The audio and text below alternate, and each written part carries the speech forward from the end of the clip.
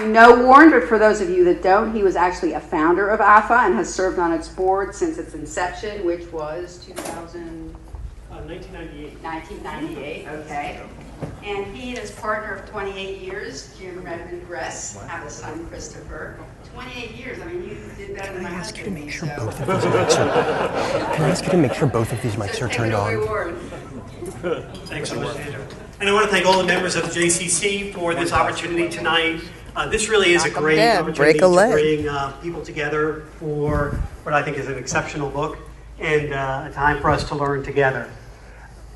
I want to tell you that this morning I actually sent an email to Joel and I said to him that, my hope was that tonight we would have the opportunity to celebrate one of Charleston's own, and he would have the opportunity to see what had become of the community that he really had helped forge as a youth here.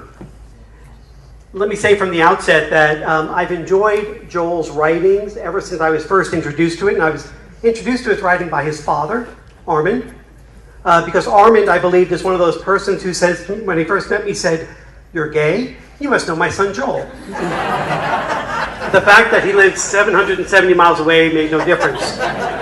But I didn't know Joel before then, but I began to read some of Joel's works and his blogs and actually some of his books. And all through it began to really understand the wealth of wit and wisdom that Joel possesses, and I'm really glad he's here with us tonight.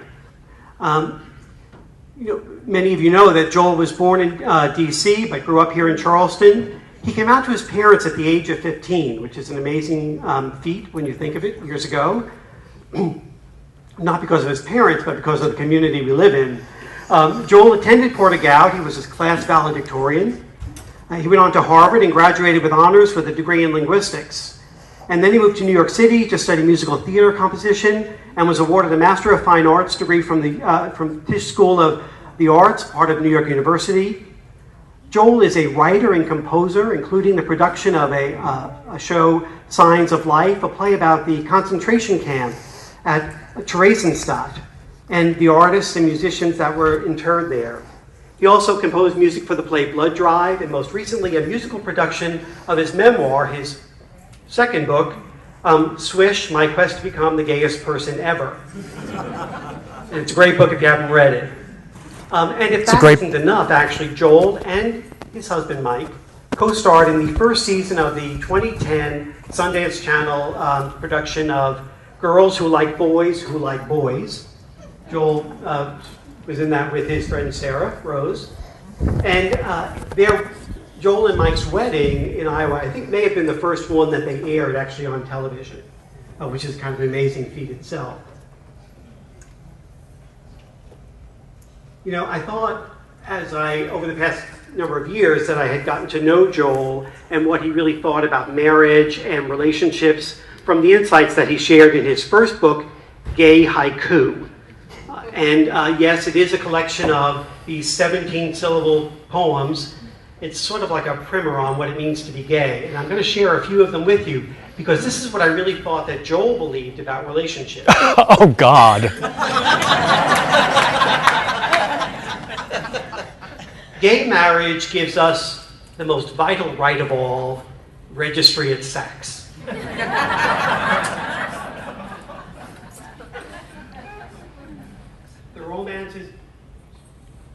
romance is gone, but we're staying together for the apartment. And my absolute favorite, the spark is just gone. I can fix that easy with some gas and a match. I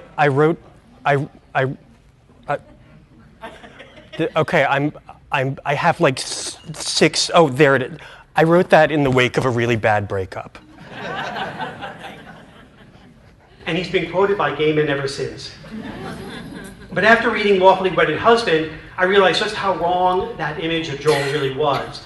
Joel Derfner writes with a brutal honesty about all of the funny and messy parts of relationships that become the glue that hold us together. And Joel makes us laugh before we even realize that he has sliced away all of the arguments that keep us from living inequality. And so I'd like to present for tonight's information, entertainment, education, Joel Derfner.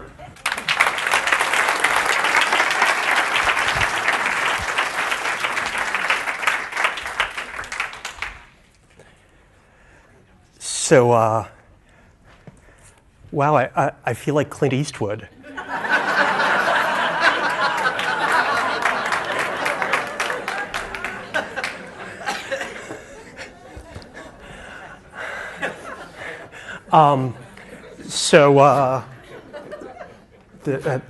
Okay. Warren, you left out my favorite haiku, which was, I don't understand. You love it when I do that. Wait, no, that's Stephen.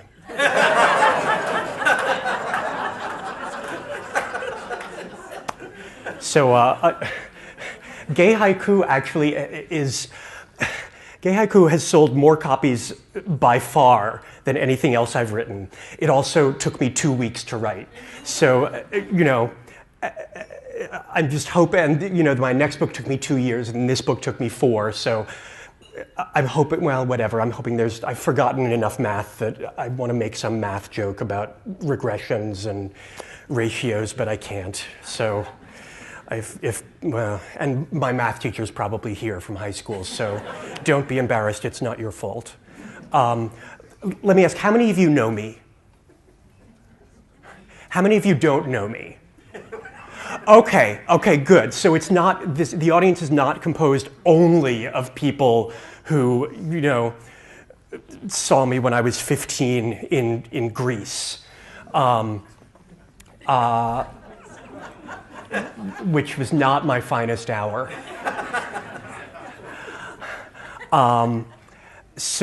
Okay, everybody shut your eyes. You too, Rob. I see you not shutting your eyes. Okay, and you, everybody shut your eyes. And raise your hand if you are absolutely certain that gays and lesbians should have the right to marry their partners legally. Okay, put your hands down. Well, I missed that. What was the joke? Just raise your hand. Okay, and now your eyes are still closed, but you can put your hands down. Thank you for the support. And now raise your hand if you're not sure or you don't think that gays and lesbians should have the right to marry their partners. Okay. Yes, Rob, ha ha ha. Okay, everybody's going to open your eyes. Okay, this is, because there were a few ways this could go, and I was trying to figure out, okay, well, if the ratio is such and so, then I'll have to tell this story and talk about this, and so that makes it actually very difficult. Thank you for making my job difficult, because now, all my clever arguments and my apt comparisons are useless because you already think the right thing. I guess, better this than the other way. So I guess, let me think, I should say, because my husband might see this one day, I should thank him. His name is Mike. He's not here because he has the flu. So I ran as soon as he got it and left and came hundreds of miles away. But Mike, when you see this, you're sick now, but I hope you get better soon. And okay, you know what? I'm going to read a little bit from the book. The book is called Lawfully Wedded Husband: How My Gay Marriage Will Save the American Family. And basically, the subtitle is the only time in the book that I use the term gay marriage. Because actually, the term same-sex marriage, the terms same-sex marriage and gay marriage were invented by Karl Rove. No, I'm not joking. I mean, that's not a joke. They were. they were invented by Karl Rove as a way to, turn people against the idea that we should be allowed to marry. And they basically create the idea, even just the existence of the term creates the idea that gay marriage and marriage are something different. And they're not. So I'm just going to read you a little bit from this book. And I guess maybe that's one thing that I would love to persuade you after tonight is to avoid the term gay marriage. Notice, by the way, that with the exception of the subtitle of this book, I am avoiding the phrase gay marriage.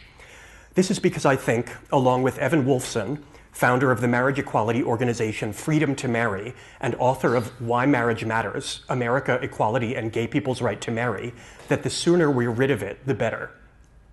As I see it, any adjectival qualification can only limit the idea of marriage, can only make it less than just plain marriage.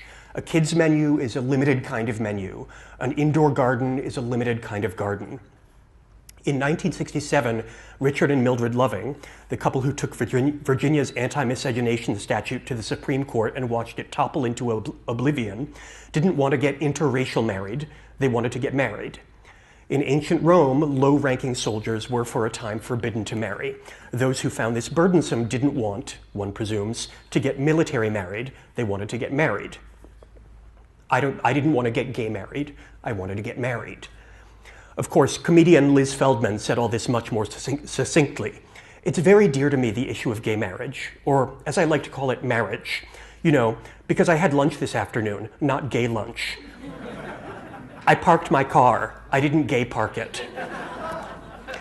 And so, yeah, I guess the one thing that I was going to talk about, if there were any people who were wrong here, I figure I can talk about anyway. That one thing that I do like about the book is that it really is a book about marriage. And one of, I think, the best parts of the book is when I talk about Mike's father being diagnosed with stage 4 esophageal cancer. And Mike said, well, can he move in with us when he gets too sick to take care of himself? And Mike's father was a very, very, very large person. And Mike's mother is a very, very, very small person. Like, probably 4 or 5 of her could fit into him. So when he got, too ill to take care of himself, she wouldn't really be able to take care of him either. And, I grew up with a terminally ill mom who died my sophomore year in college. And so I have some buttons about living with and taking care of terminally ill people. But, what, I'm going to say no? No, your dying father can't move in with us. So he moved in, and it was really interesting because, so we live on a 3-story house. We live on a 3-story house. We live on the roof, right? We live in a 3-story house, and we rent the top floor out, and then we have floors 2 and 1. And floor 2 is our bedroom and the TV room and a couple other things. And then floor 1 is my office and the kitchen and a few other things. So when Mike's parents moved in, they moved into my office. And the plan was that we were going to split the kitchen, or we were going to share the kitchen. And so the layout is basically, here's my office, here's the kitchen, and the entry into the kitchen is here, and you go up the stairs and then into our bedroom, and et cetera, et cetera. So the first day, after they moved in, I came down and the door to the kitchen was closed. And I said to Mike, I said, well, I thought we were going to share the kitchen. And Mike said, we are, but my dad's really cold and there's no heat in your office. So we need to, my mom wanted to, to close off the heat and get as much heat into those rooms as possible. And there was also sort of a sitting room.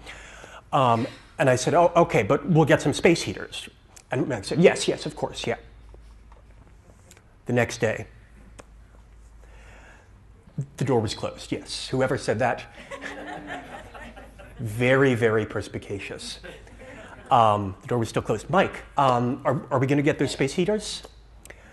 Yes, yeah, we'll get them this weekend. Next day. Mike, let's make sure to get those space. No, actually, what I said was, I thought we were going to keep the door to the kitchen open. And this, I should say, there's how many of you are in relationships or have been in long-term relationships or marriages? Okay, so now that I've been married for coming up on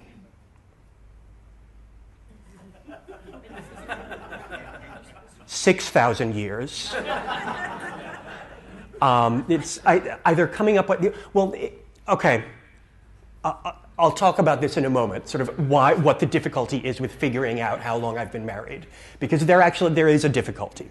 So set that aside and just remind me if I forget to talk about it.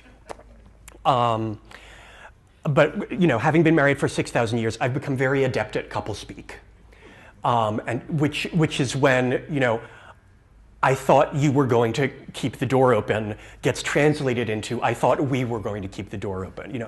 I thought we were going to keep the door open means why aren't you keeping the door open? So, anyway, the end of the story is, of course, the door never opened, and Mike's father did eventually die in my office, and. Then his mother stayed there for another 6 months because she was going to move into the apartment on top. And this meant that Mike and I didn't have a kitchen for about 9 months, which wasn't a huge problem sort of practically because we just ate a lot of pizza and gained a lot of weight, but whatever, we're married, you can do that. But what we didn't have, and we didn't realize it until it was too late, was a hearth. There was nowhere, we had gotten in the habit of, I work from home as a writer and composer, and so I just sort of sit alone in my office and cry, and then write some, and then cry, and then write. And then Mike works at a hospital, he's a psychiatrist.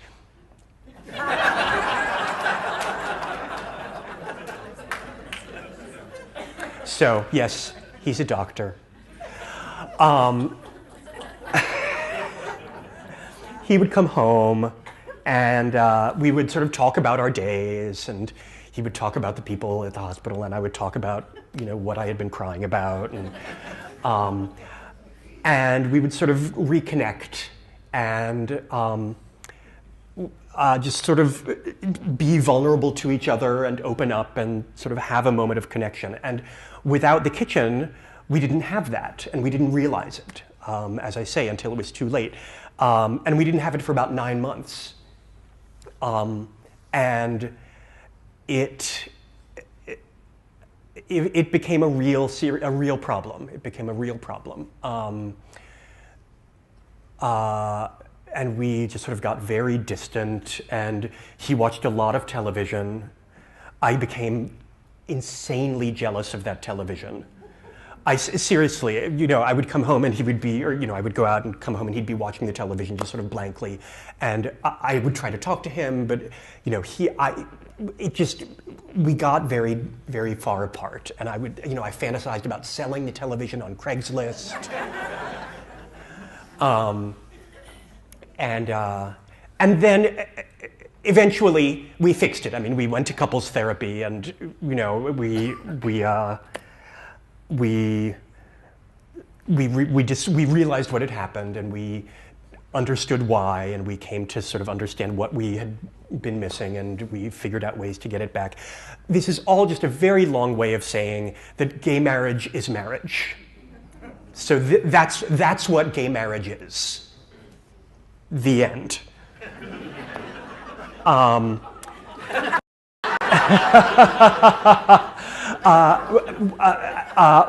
just say one more thing.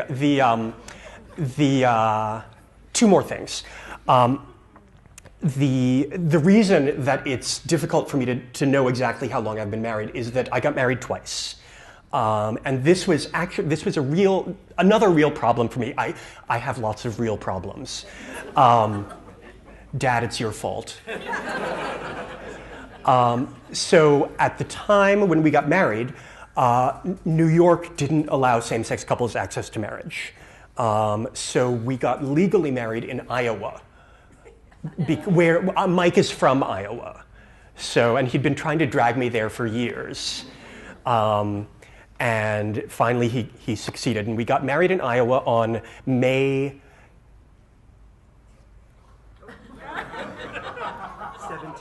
17th, thank you. I couldn't remember whether it was the 10th or the 17th. Thank you. It's in the book? Yes, okay, yes. The anniversary of Brown versus Board of Education. We got married in Iowa on May 17th, 2010, and then we got married, but that was only with a magistrate and a couple witnesses. We got married in a ceremony on the insufferably cute date of 10/10/10, October 10th, 2010. And so, but the problem is that, I mean, and this, when I was sort of planning the whole thing, it really sort of exercised me, which of these, I mean, I hated that I was getting married twice, because which was the real one? Which was the one that, where I was really married? When should my anniversary be? And if that was the real one, then why was I having the other one? And, the understanding I eventually came to was that in America, marriage has two pieces. That for straight people and for, some lucky gay people who live in the right states, can be done at the same time and in the same place. There's the legal part, and then there's the ceremonial part. There's the commitment you make to each other with the state, and then there's your friends. And so we did the first part in May, and then the second part in October. And so we figured, so really, I guess October 10th is my anniversary, which I almost forgot this year, even though how can you forget the date 10/10? And that's a situation that a lot of gays and lesbians are in this country, that I think is something that people don't really think about. I mean, it's one of the less obvious issues of marriage equality. The other thing that I want to say before Warren starts asking me questions is I just want to read a letter and an RSVP and my response, which may be the most evilly brilliant thing I have ever done. And the rest of my life is downhill, and I might as well just die now. We invited a bunch of people to the ceremony on October 10th, 2010. And we already knew, it was a small ceremony, and we already knew who was coming and who wasn't coming. And but we invited people anyway, even if they weren't coming, because you invite people. So a cousin of Mike's, in the book I call her Frances, but her real name is Rosemary. I can say that here. We invited her and her husband Clarence, and we got this RSVP. Dear Mike and Joel, thank you for the invitation to your wedding. Since we are Catholic and follow the Church and its teachings, we cannot accept your invitation, but we send you all our love and know that we wish you the best. And I was like, what? What? What? It's 2010. And I thought it was a joke at first, and then I thought, well, no, this, and I didn't understand. And I just, as the day went on, I got angrier and angrier and angrier. And I was like, well, first of all, the correct way to decline an invitation is, Dear Mike and Joel, Rosemary and Clarence Dugdale regret that they are unable to accept the very kind invitation of Joel Derfner and Mike Combs for October 10th, 2010. The end. No Catholic, no church, no anything, right? That's the correct way to decline an invitation. Not for Rosemary and Clarence, apparently. So Mike came home, and I was like, look at this. Look at this. Look at what, and she was so nice when she came and visited. And he said, well, but remember, she's the one who talks about everybody in the family behind their backs. And I was like, really? And he said, she's the one who read your last book and called everybody in to talk about how scandalous it was that you were a stripper. And I was like, she did what? And he said, whoops, I wasn't supposed to tell you that. He said, she was probably drunk when she did it anyway. Just don't worry about it. And but I couldn't let it go. And I just sort of stewed, and when we went to bed, I tossed and I turned and I turned and I tossed. And then I got up and I had an idea, and I went and did some Googling, looked online, found out that what I was looking for did indeed exist. Hold on, I've lost the page. What? Yeah, okay. And then the next day, I wrote and sent the following response. Dear Rosemary and Clarence, thank you so much for your kind note. Of course, we understand why you can't attend. We felt our wedding wouldn't be a true celebration, however, without having you involved in some way. So we made donations in your honor to Freedom to Marry,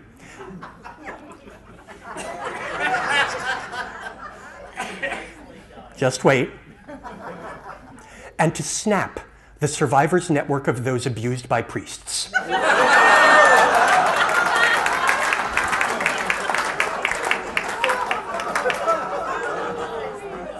We hope you're well, and we look forward to seeing you sometime soon. Love, Joel and Mike.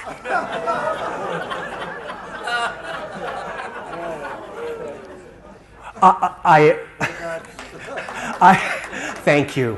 I resisted, and I actually put it in, and then I took it out, and then I put it in, and then I took it out, and I finally, but saying, hi, Rosemary, in the book. But I didn't do it. We're off her Christmas card list at any rate. And we have not seen her anytime since then. I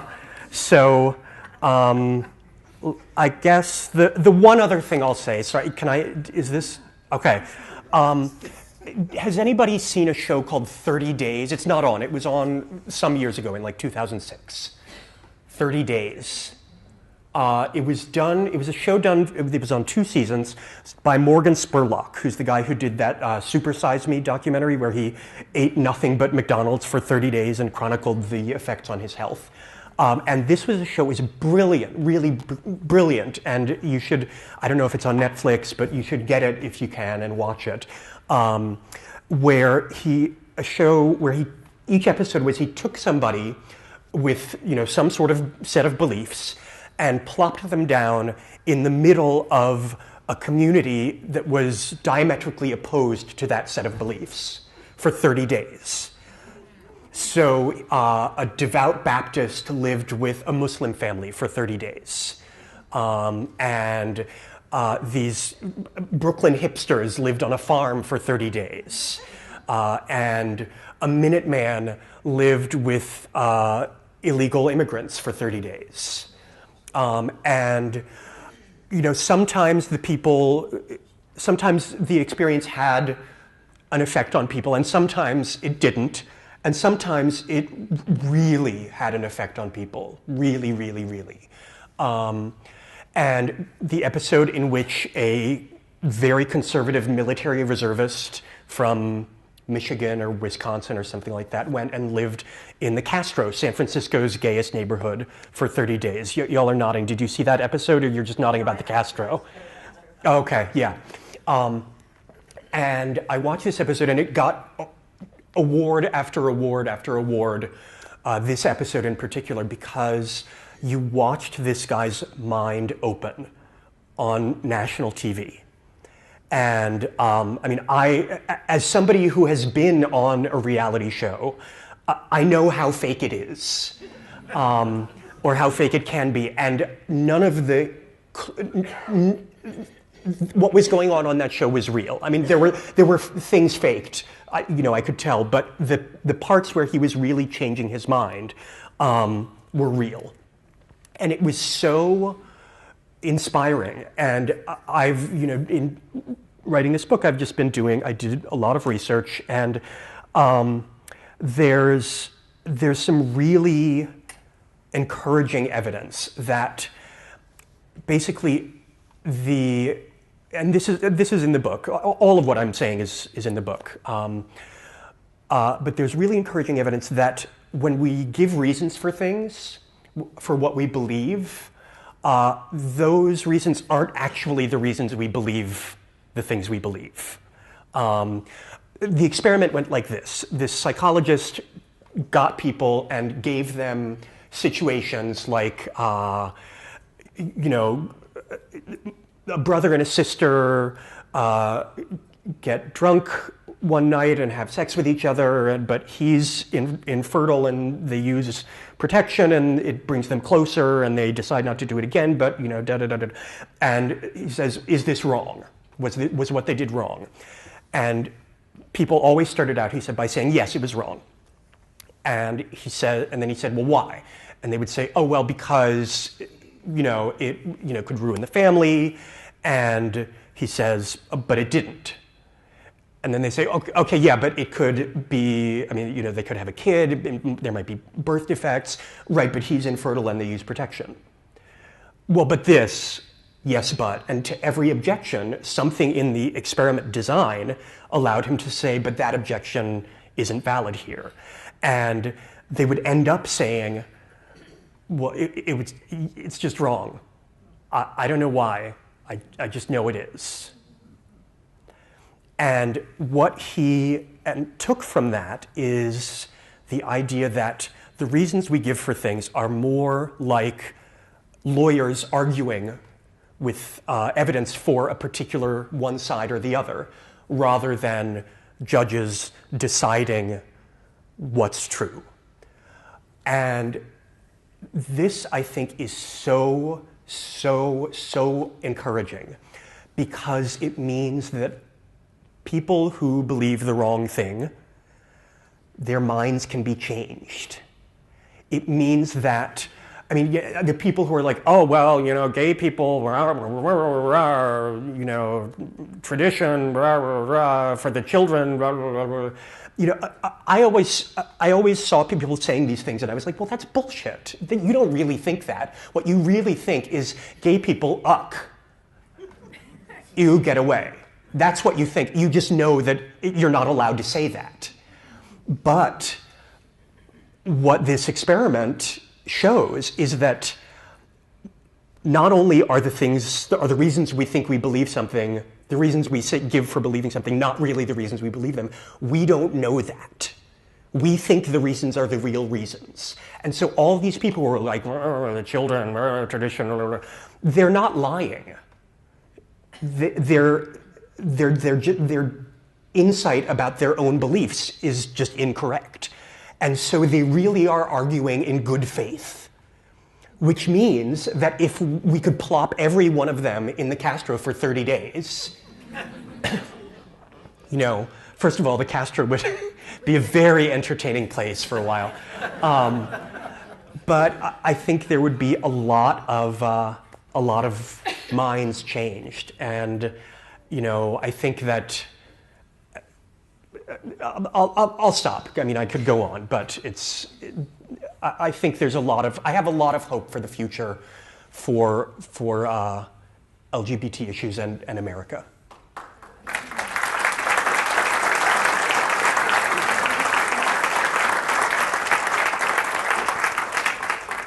Of course, if we drop a lot of fundamentalists into Castro, we could have a lot of leather-clad holy rollers walking around too. Yeah, well, porn would get a lot more interesting. I know. We covered a lot of things that we had talked about doing, and let me just ask you. I'm going to ask you two questions. Yeah, I'm going to give you two answers. answers. This is actually a very timely thing because we all know that we have a local Charleston boy who is now going to appear on a reality TV show. Okay. Okay. But anyway, what made you decide to do that? And how did you get Mike to do it?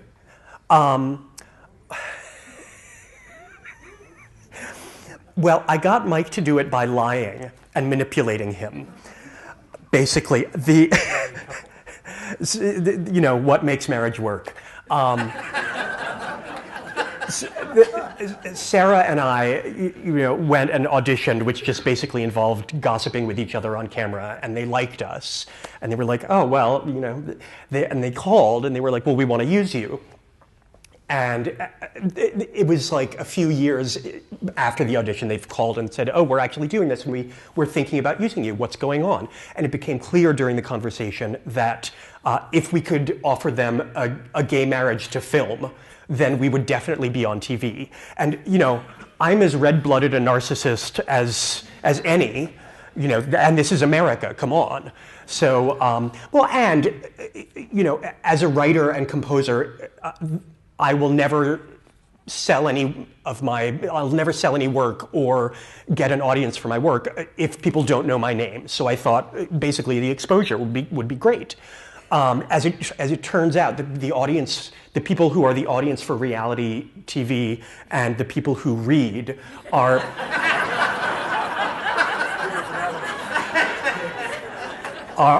essentially non-intersecting sets. But be that as it may. So I said to Mike, well, Mike, right. So we left the conversation. I said, well, let me just check with my husband, because she said, well, would you be willing to get married on camera? And I said, sure, no problem. But let me check with my husband. And she said, okay, well, I'll call you back in a couple days. So I said to Mike, I talked to these reality show people, and they asked about, filming our wedding. And Mike said, that's a terrible idea. And I said, I know, right? And he said, I just don't think a wedding is something that should be scheduled by a production company. And I said, yeah, I agree. But I just wanted, in case you thought it was a good idea, I wanted to ask. So then a couple days later, the woman called, and she said, so, did you talk to Mike? And I said, yes, and he's totally on board with it. Which wasn't something I had planned to say. I hadn't, I just hadn't thought about it. I was like, la, la, la, la, la, I'm not thinking. And then that just came out of my mouth. And then I thought, well, okay, really, he didn't say that he wouldn't get married on TV. He just said that a wedding shouldn't be scheduled by a production company. So all I need to do is schedule the wedding so that the production company can film it without letting him know that that's what I'm doing. So then, yeah, so I was like, oh, honey, why don't we get married in April? April? This April? Yeah, I thought that would be great. Well, you're wrong. I have my board exams and da-da-da. Oh, but I don't know, I just feel like April's the right time. Well, it's not. And I had no idea what to do. My therapist was like, this might not be the best choice you've ever made. I was like, fuck you. He was like, let's talk about your mother. So finally I confessed because there was nothing, and he was annoyed, to say the least. But because he is an alien from Mars, he didn't leave me, and he eventually said, well, can we just have them film the legal part and not the ceremonial part? And I said, absolutely. And he was like, fine, then let's do it. because he is not always in touch with his own emotions and didn't understand the huge rage that he had built up toward me that we eventually had to go to couples therapy before the wedding to deal with. The thing that how many of you saw this show? Okay, well, I'm sorry. I'm sorry to those of you who did, because it was ultimately really disappointing. They had a lot of great footage of really, really interesting things. Like Sarah and I had a long conversation about the two weddings idea that I was talking about a little earlier. Which I think is not an idea that's above the heads of even the average reality TV viewer, and I think it's interesting and not something that gets talked about a lot. And instead, they focused on how single Sarah is and how unhappy she is, and they were like every chance they could take to make her look single and miserable, they did, and it's like, come on, guys, this is so. Whatever you emailed about this, and I actually hadn't heard about this. So Thomas Ravenel is the guy, and the show is called Southern Comfort, Southern Charm. And what's it about? It's just Southern people, Charleston people, partiers. Okay. Well, please know that the Thomas Ravenel you see on TV is not the real Thomas Ravenel.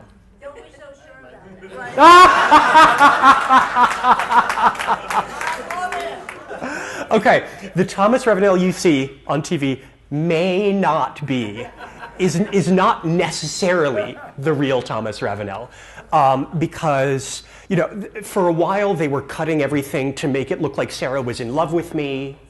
Well, no, first they cut everything to make it look like she was insanely jealous that I was getting married, and she wasn't, when in fact nothing could be further from the case. And actually, at one point, they said they have her. Joel is getting married, and I'm single. He's living my fantasy. This came from the following quote.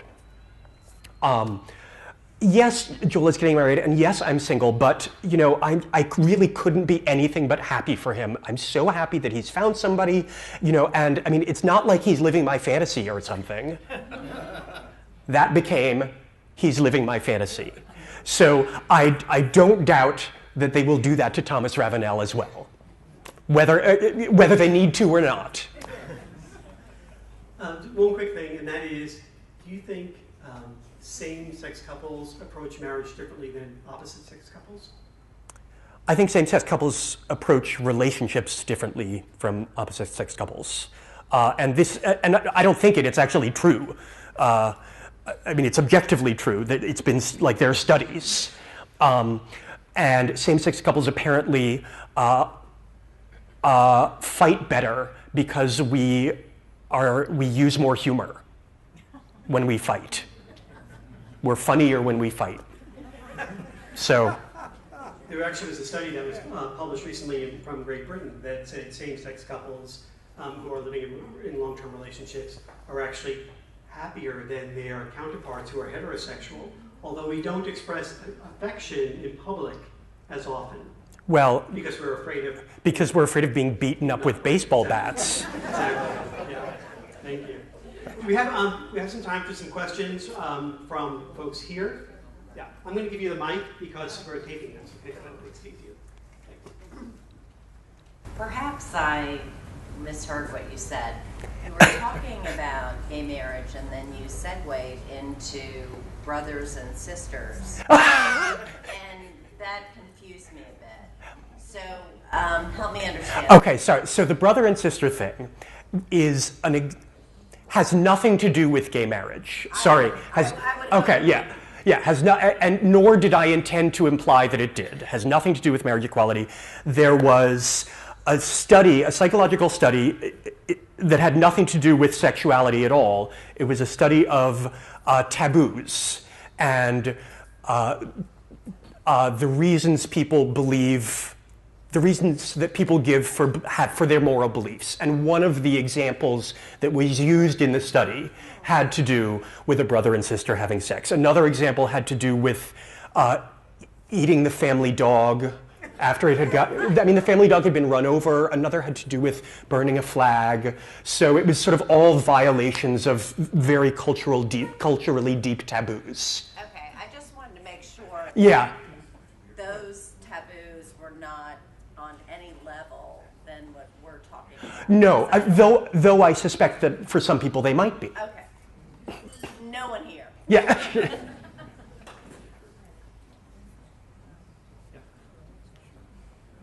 Hey, Joel. Hey, Rob. Anybody is lucky to be in your org, no matter whether they call it, I don't know, whatever they call it. That's my point. Okay. Well, Who's in your org is very lucky. well, I'll give you your check afterward.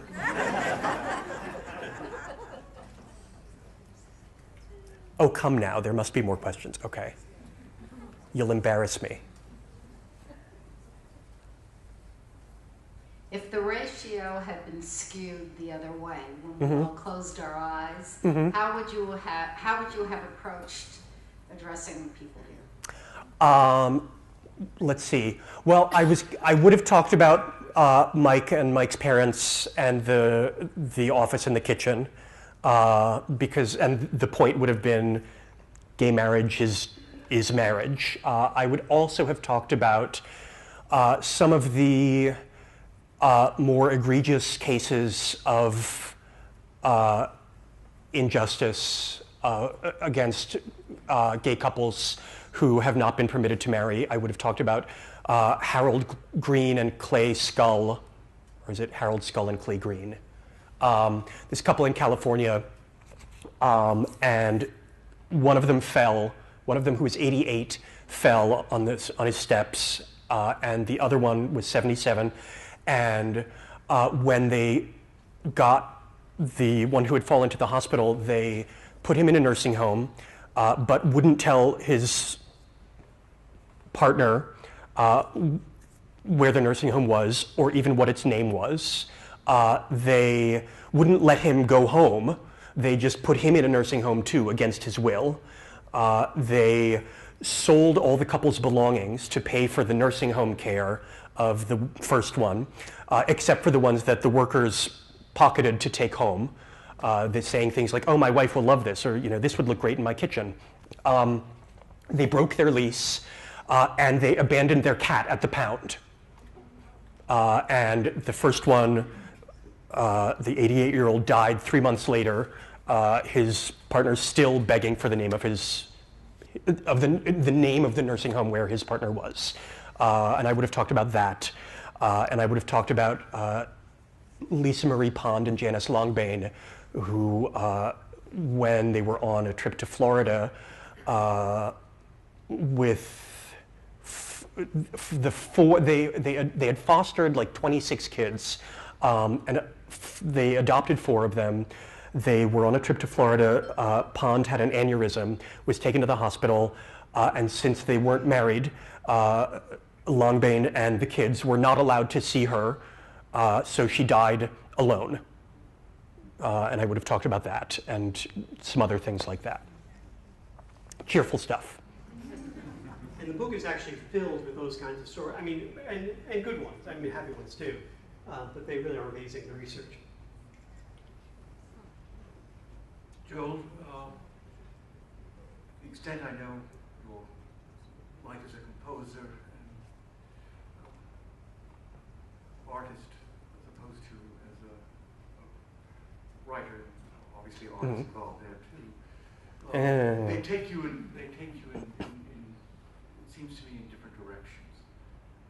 And how do you balance that in your life, and how does that influence your time with mine? Let's see. Well, the different directions are actually very useful because basically when I'm procrastinating on writing, I end up composing, and when I'm procrastinating on composing, I end up writing. So I get a lot done by procrastinating. A problem, though, is I realize that I work best starting, I mean, for either one, music or words, starting at about 8 or 9 and going until 3 in the morning. Mike has an 8 to 6 job. So I basically can't work when I work best if I want to ever see my husband. And that, I can work in the day, and do, of course, but it's a difficulty that I still haven't figured out the answer to. So I guess the answer is I don't know, but badly. Like many other married couples. Yeah.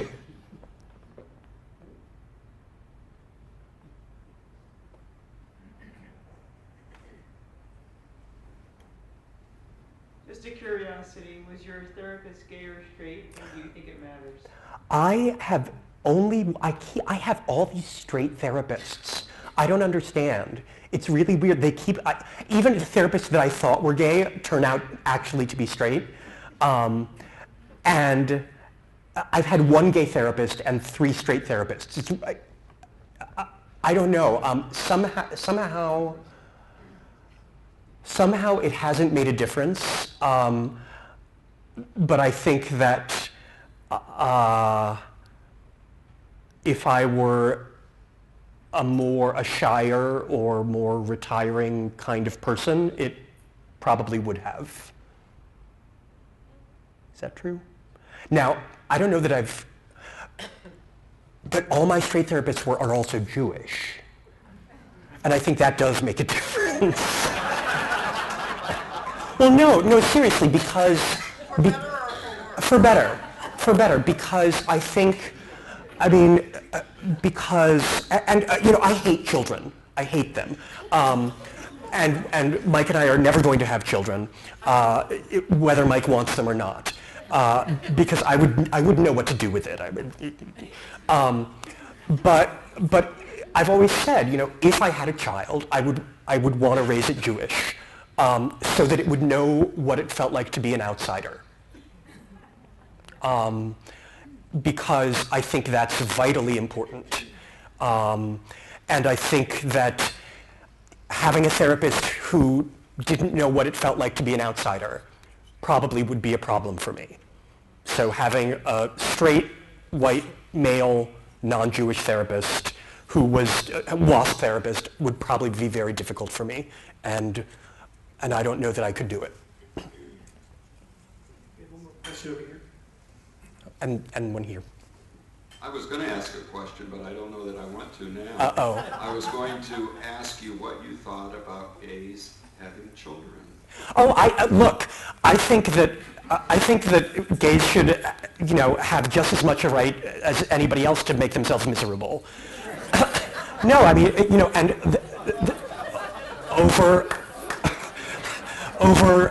over the last 20 years, study after study after study says that,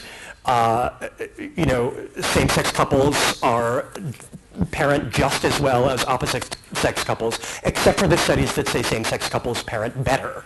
And if that's so, I don't know if that's so because there are methodical issues with that study, or at least with one of those that I've looked at. If that's true, though,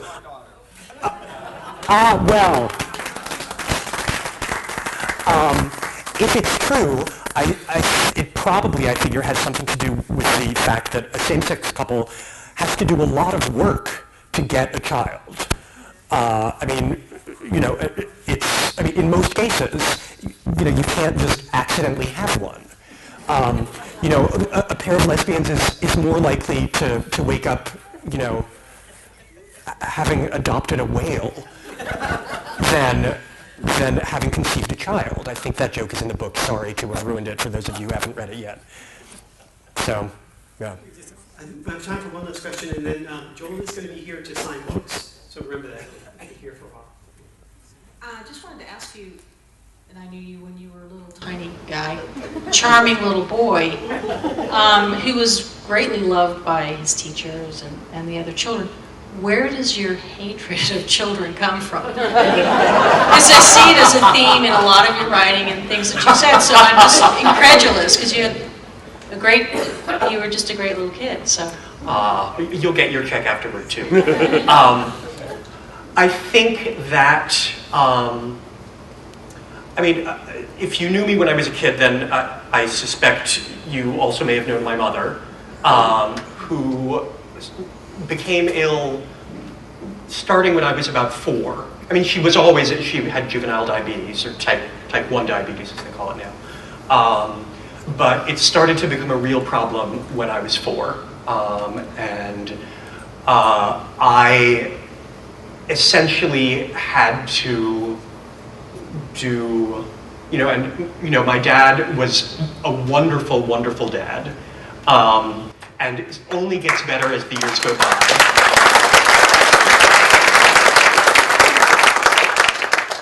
But he also was, doing a lot of important civil rights work in a lot of places where, people were a lot worse off than I was. And so between that and my mom's illness, I essentially feel like I had to parent myself to a certain extent, if that's okay to say. Is that okay to say? Okay. To a certain extent. So basically, I think I became a grown-up very, very early, I guess, is what I'm saying. And so I never really got to be a kid, I think. And so I just don't know how to interact with them. A kid shows up, I'm like, well, what do you think of Kafka? What do I... Yeah. So I think it comes from having been a grown-up very early. Thank you very much, Joel. Really, we appreciate you coming. Thank you. I want to thank the members of the JCC for hosting tonight, for all the work that the committee does in putting together the book tour, and especially for Sandra for really her relentless pursuit of providing great opportunities for everybody here. I want to thank you very much. Thank you. Thank you all so much for coming. Joel will be signing books in the back. And for your wonderful participation, Warren. Flowers by our balloon artist, Judy Goldman. And Joel for you. Thank you. Thank you so much for coming. Books are in the back, more desserts and wine in the back, so please have fun. Bye-bye.